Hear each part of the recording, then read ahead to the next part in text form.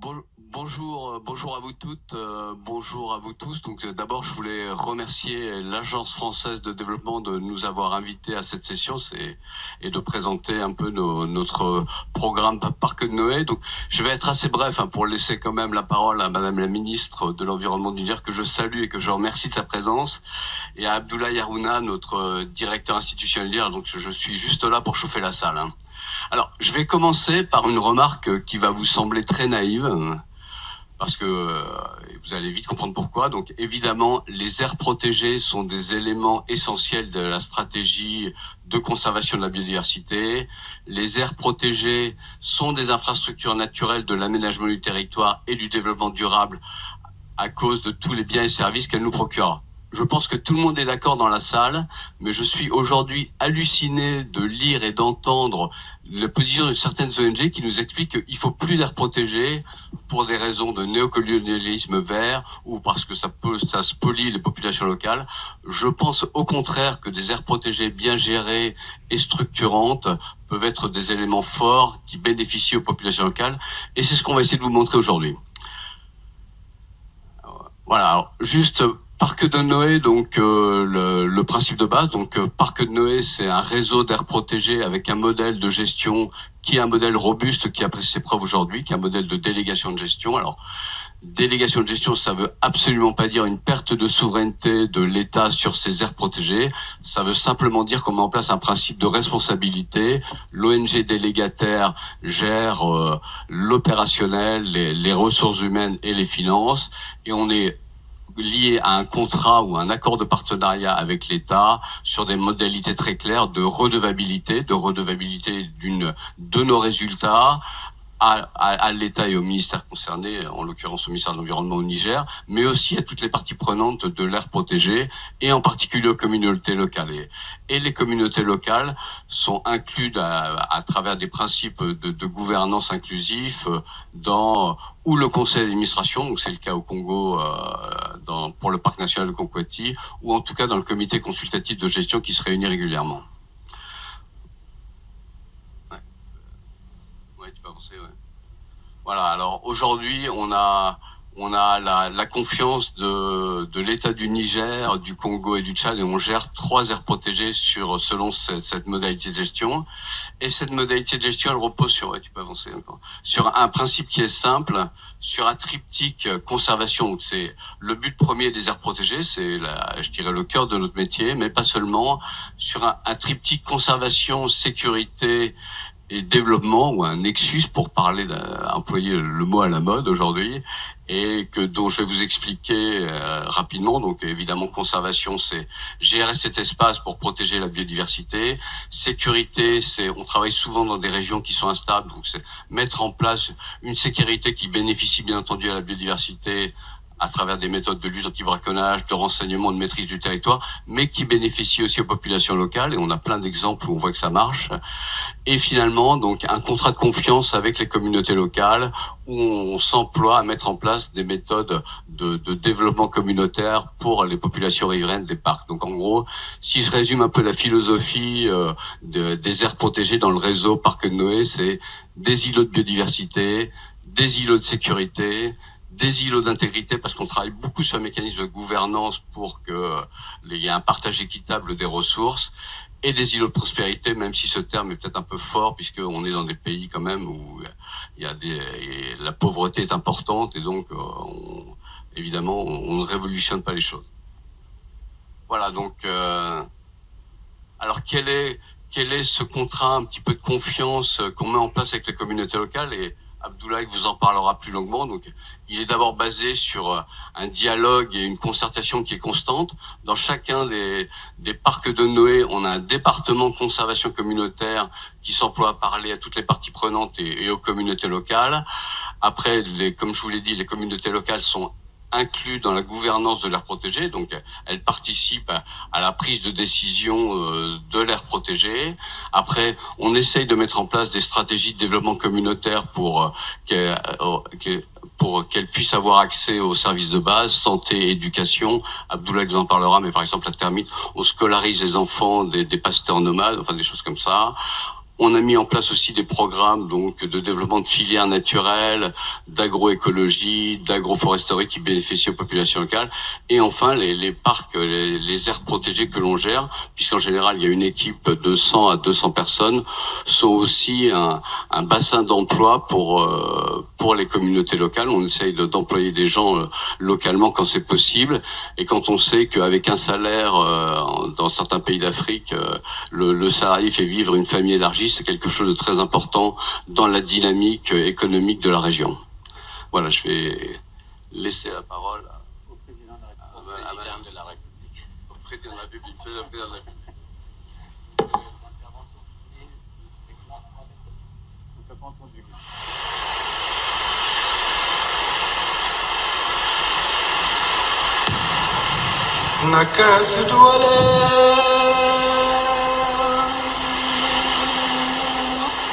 L'espace de la RNTT est un espace qui occupe des populations qui vivent du pastoralisme et qui a toujours été habité par une faune importante et diversifiée. Et malheureusement, du fait des sécheresses récurrentes au cours des années 60, 70 et 80 en particulier, mais aussi du fait des facteurs de prédation qui se sont accrus, la faune a disparu de la quasi-totalité de cet espace, sauf dans le réduit de la RNTT en ce moment. Et ces populations ont toujours eu l'habitude de vivre avec cette faune sauvage. La population s'est livrée, pour certaines d'entre elles en particulier, à la chasse, mais la plupart avaient une activité qui était compatible avec l'existence d'une faune sauvage nombreuse. Malheureusement, avec l'apparition du phénomène du fusil, de l'AK-47 en particulier, détenu par beaucoup de personnes, avec l'apparition du phénomène de moto aussi, les facteurs de prédation se sont accrus et la faune s'est réduite comme peau de chagrin dans l'espace qui est désormais alloué à la gestion déléguée de la RNNTT. Les populations que moi j'ai fréquentées ces dernières années ont pris conscience de la nécessité de travailler à la sauvegarde de la faune, quel que soit le statut des animaux, qu'ils soient des animaux prédateurs ou qu'ils soient des animaux qui sont perçus comme des gibiers. Les communautés, toutes, tant qu'elles sont, même celles qui naguère vivaient pratiquement de chasse, ont conscience qu'aujourd'hui, il y a lieu de sauvegarder cette faune et de faire en sorte qu'elle puisse contribuer à l'authenticité de ce terroir-là.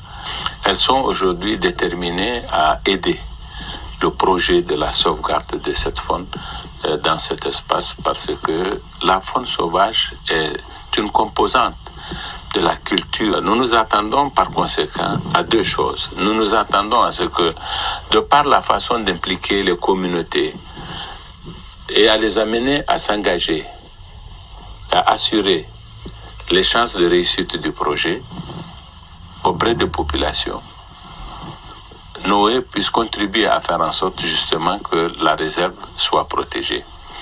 Et puis, nous nous attendons à ce que, évidemment, le nombre des animaux s'accroisse et que ces espèces-là sortent du niveau de la menace de disparition qui pèse sur eux actuellement. Si ce deuxième objectif était réalisé, je pense qu'on rendrait un grand service à l'humanité en sauvegardant un facteur de biodiversité et de richesse d'une faune très rare, très précieuse, et peut-être pour certaines des espèces les plus beaux des animaux qui puissent exister sur Terre, des activités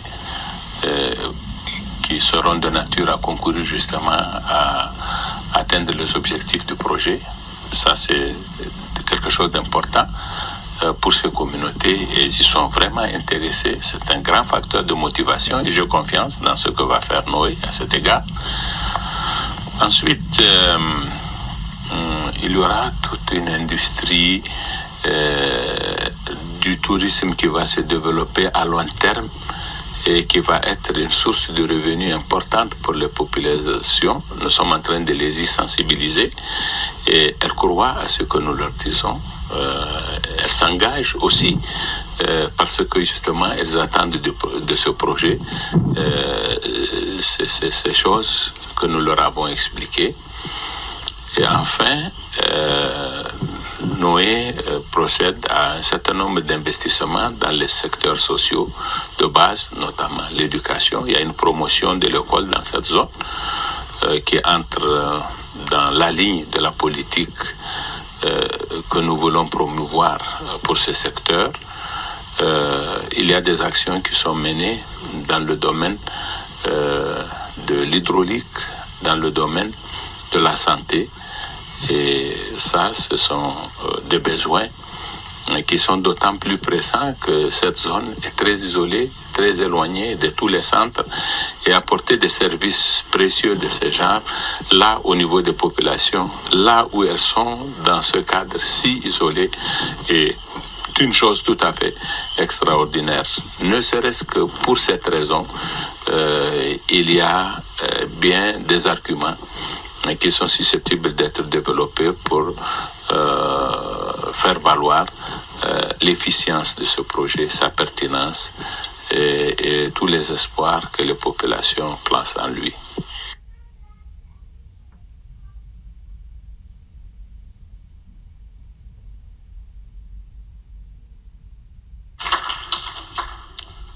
Merci.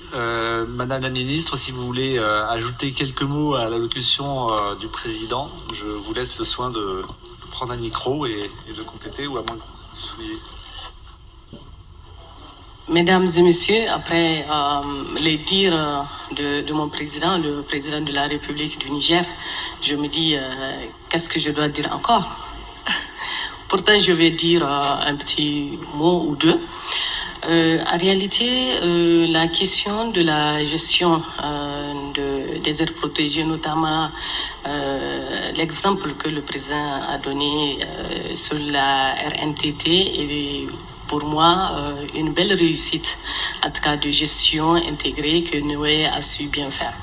Alors, pourquoi me direz-vous que Noé, on avait choisi Noé, parce que Noé était depuis longtemps un bon moment avec nous au niveau de la réserve, comme le seul partenaire qui a cheminé un bout de temps. Et un jour, les communautés locales se sont levées pour lancer une pétition à l'époque à l'endroit de mon prédécesseur, le ministre de l'Environnement, pour dire que voilà une association qui est avec nous et qui gère notre réserve. Nous sommes satisfaits et nous voulons que l'État appuie cette association pour continuer à gérer. Et nous sommes satisfaits en tout cas des résultats, des changements que nous avons pu observer jusque-là. Alors, le gouvernement a écouté la communauté parce que nous sommes pour le bien-être social et économique de nos populations. Alors, nous avons donc signé cette convention avec Noé pour dire que voilà, nous avons confiance en vous puisque nos populations ont confiance en vous pour gérer notre réserve nationale, donc la RNTT. Alors, pour dire que donc il y a ici un engagement politique déjà fort qui est là. Vous avez écouté le président de la République dans ses dires. Donc, avec aussi l'action de Noé, avec cette gestion intégrée que Noé fait, je sais que vous avez eu les échos avec les interventions, les présentations depuis déjà 2 ou 3 jours de l'expérience de Noé au niveau de la réserve nationale de Termites et Tuntouma. où les éco-gardes de l'État, les éco-gardes des communautés, issus des communautés locales, en tout cas, tous ces acteurs qui sont là et qui travaillent ensemble pour gérer les parcs, moi je dirais que c'est une très belle chose. On ne va pas dire une aire protégée. Si une aire protégée contribue en tout cas à conserver la nature, si une aire protégée contribue au développement social et économique d'une population, c'est une aire protégée dit on interdit des actions qui sont pour la détérioration, pour la destruction de l'environnement. Alors le gouvernement du Niger dit oui, nous sommes avec cette association et c'est pourquoi nous sommes aujourd'hui avec Noé. Et pas seulement nous, je sais qu'il y a d'autres acteurs comme l'AFD, l'Union européenne, sont avec Noé dans cette lancée pour financer beaucoup d'actions allant dans le sens donc, de la conservation de la biodiversité. C'est pourquoi en perspective, j'appelle et j'interpelle ici les partenaires tels que l'Union européenne, l'AFD et d'autres aussi qui sont intéressés dans ce genre de bels exemples parce que c'est vraiment avec Noé, je pense, une leçon apprise que nous avons eue, une bonne pratique. Et donc, en perspective, nous pensons qu'on peut les répliquer dans d'autres réserves, comme la réserve de Tamou, la réserve de Gadebéji, la réserve de Aïr Ténéré, la réserve de Kandaji, par exemple, au Niger. Donc, voilà en quelques mots ce que je voulais dire pour dire que c'est vraiment une réussite pour nous et c'est pourquoi nous sommes là pour appuyer ce genre d'initiative de gestion intégrée des aires protégées. Je vous remercie, monsieur.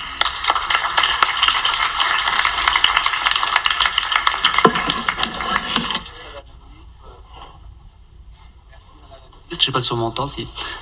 Merci Madame la Ministre. On va accueillir maintenant pour terminer, je dirais, cette partie très orientée sur le Niger et avec beaucoup d'intérêt puisqu'on a des intervenants à la fois ONG et de l'État nigérien. Donc Monsieur Abdoulaye Harouna, qui est le directeur institutionnel de la réserve. Merci. Merci de m'avoir donné la parole et bonsoir à tous. Merci d'être là. Merci pour l'importance que vous accordez à la réserve naturelle nationale de Termite et Tintouma. Et les communautés, effectivement, sont le premier soutien de la réserve. C'est une réalité. Le président de la République l'a dit. Madame la ministre l'a dit. Nous le répétons.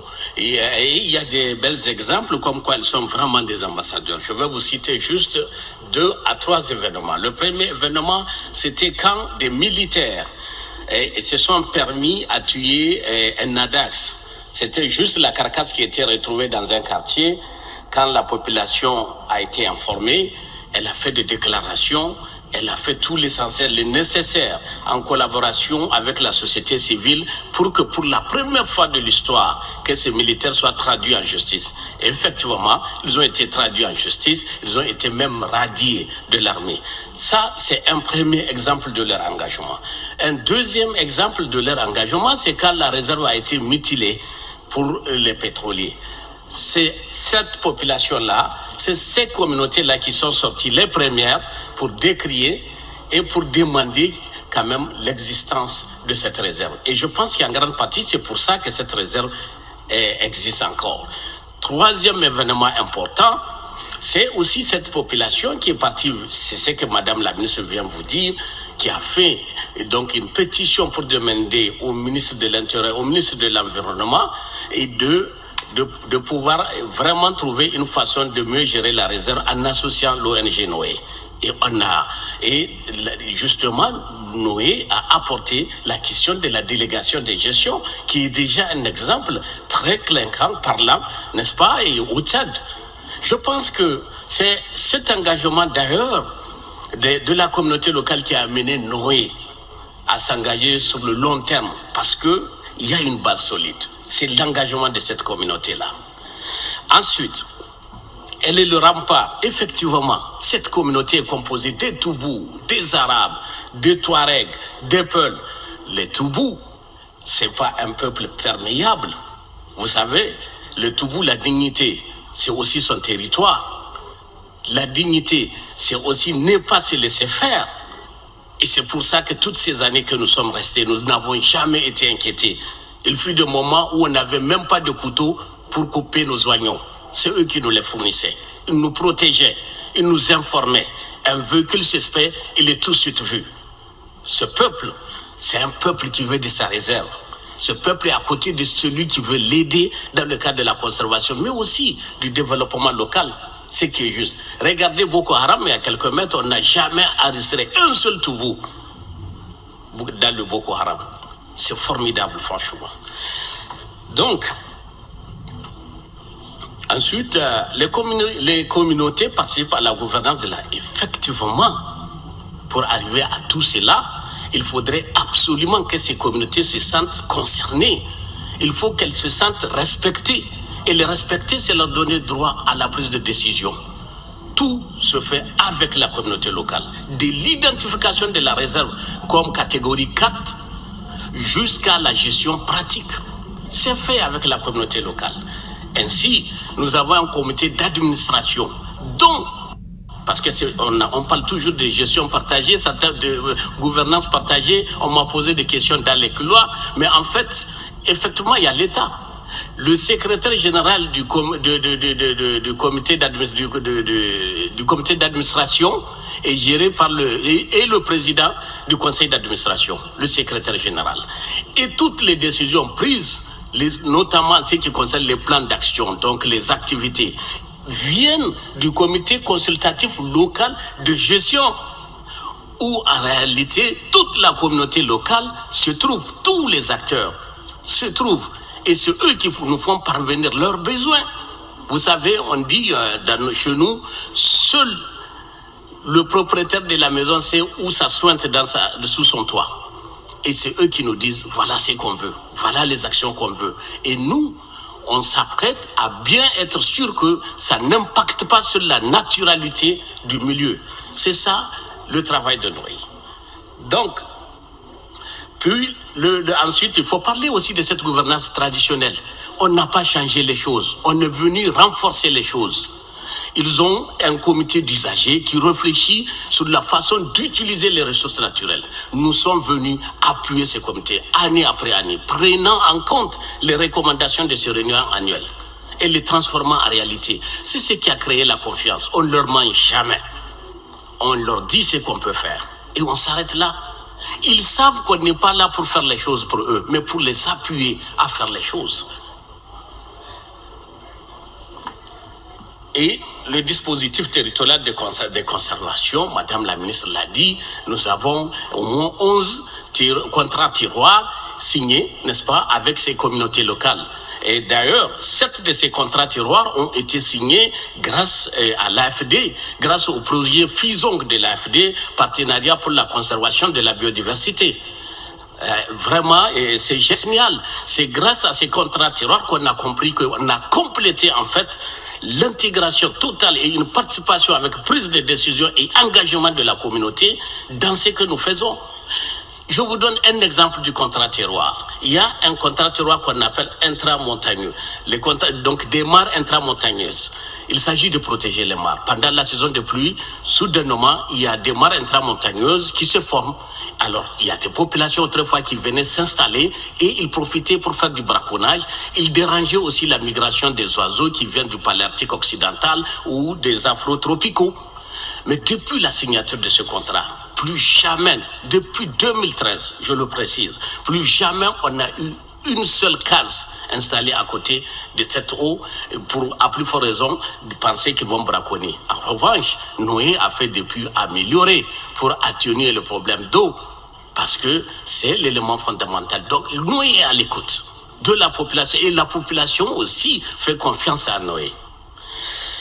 Donc, 23 agents communautaires ici des communautés, c'est des agents communautaires qui sensibilisent la population sur tout ce qu'on fait, qui font le suivi écologique villageois, qui sont nos yeux et nos oreilles aussi, mais qui sont aussi les yeux et les oreilles de la population locale. Ils ont été élus grâce à un critère qu'on a élaboré avec les chefs traditionnels, accepté de tout le monde, y compris les administrateurs publics. Donc, il n'y a pas de tricherie dans la sélection. Faites attention parce que c'est là où beaucoup se trompent. 4 comités de vigilance citoyenne, des ONG, de la société civile, qui ont bien compris l'action qu'on pose, nous ont aidés à mettre 4 comités de vigilance au niveau de certaines communes qui font frontière pour éviter, n'est-ce pas, le braconnage, pour nous informer à temps en cas de braconnage, surtout des animaux sur pied. Et soutien des 3 directeurs départementaux de l'environnement et à travers leur direction régionale, on a signé des conventions grâce effectivement à l'intervention du ministre de l'environnement, en charge de l'environnement et du directeur de la faune, qui est la directeur nationale de la faune. Sa présence accompagnant sa ministre le montre que c'est vraiment une gouvernance partagée que nous sommes en train de faire. Ensuite, le mode de gestion, effectivement, c'est le pastoralisme. Noé s'était dit tout de suite, il faut un plan de développement pastoral durable pour éviter la confusion, la dégradation de l'environnement, les aider à faire des pratiques responsables. Et c'est dans ce cadre que Noé s'est engagé à faire, n'est-ce pas, à élaborer le plan pastoralisme durable et qui a, en concertation avec la communauté locale, en concertation avec les différents départements voisins de la réserve. Et de ce plan de pastoralisme durable va sortir un plan d'action sur le pastoralisme accepté de tous, qui va être mis en œuvre. Noé n'a besoin que de moyens pour mettre en œuvre quelque chose que tout le monde a accepté. Voilà. Ensuite, il y a le soutien à l'hydraulique pastorale. Ça va continuer. Tout ça, c'est inclus dans le plan pastoral. Amélioration de l'accès aux soins vétérinaires. Cette année, rien que cette année, Noé, en collaboration avec d'autres partenaires, on a vacciné pas moins de 30 000 camélins. C'est extraordinaire. Ils n'attendent que ça, ces gens-là. Donc, soutien aux infrastructures, Noé projette de créer des marchés à bétail, des parcs à vaccination dans le cadre justement des activités d'éco-développement responsable. Ok? Soutien au développement d'autres filières. En fait, Noé, pour éviter la pagaille, dans les différentes interventions avec les partenaires, a financé les plans de développement communaux de toutes les communes voisines de la réserve. Ils prennent en compte non seulement l'existence de la réserve, mais aussi ils respectent le plan d'aménagement que nous les proposons en tant que délégataires. Il n'y a pas de conflit de compétences, il n'y en aura pas. Nous surveillons, nous travaillons donc main dans la main, et surtout que les maires aussi font partie du comité consultatif local de gestion. Ceci démontre jusqu'où, en fait, il y a un fondement pour le succès. C'est pour ça que le président de la République a fait cette vidéo.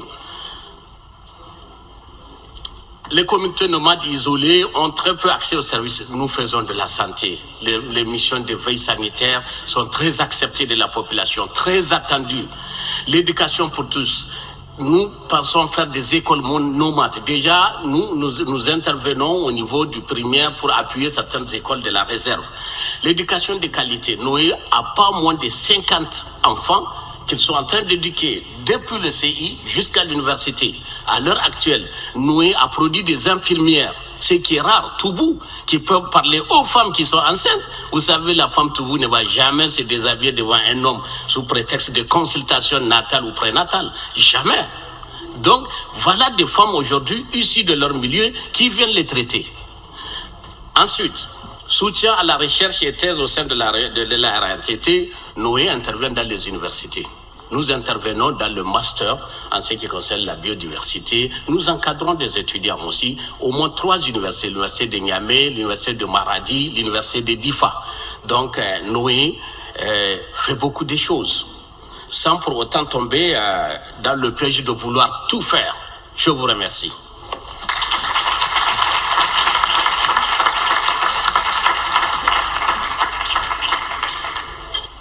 Bonsoir, Lélina Daniel du Parc national d'Obéli. C'est un parc aussi qui est financé par l'AFD. J'ai une question concernant le financement. Comme actuellement vous êtes financé par Noé et l'AFD, est-ce qu'il n'y a pas un système qui pourra vous permettre de s'autofinancer prochainement?